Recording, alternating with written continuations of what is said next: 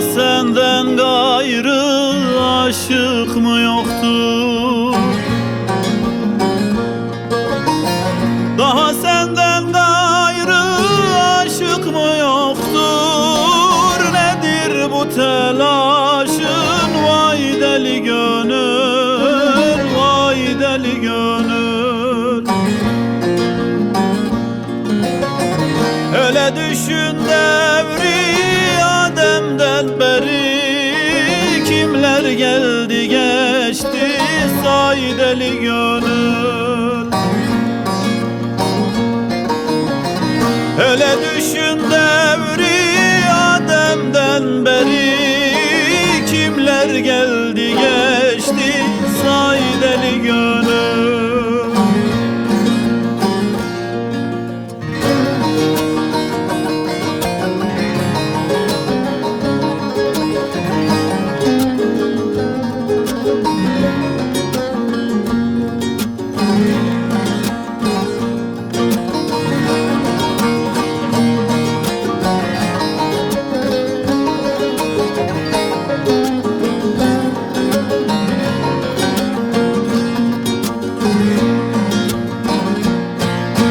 Gördüm iki kişi mezar eşiyor.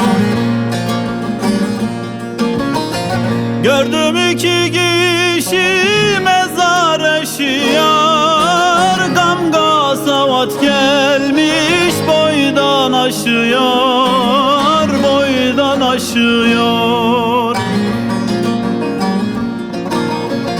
Çok yaşayan yüze kadar yaşıyor. Gel de bu rüyayı yor deli gönül. Çok yaşayan yüze kadar yaşıyor. Gel de bu rüyayı yor deli gönül.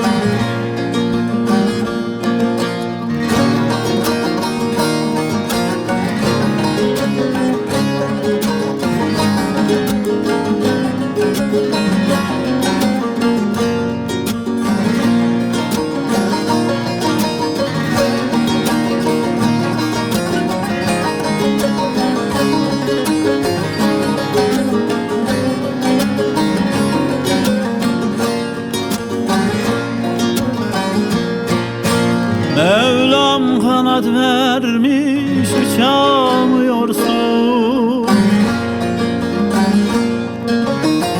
Mevlam kanat vermiş uçamıyorsun. Nefsinin elinden kaçamıyorsun, kaçamıyorsun. Ruhsat-ı dünyadan göçemiyorsun. Topraklar başına vay deli gönül.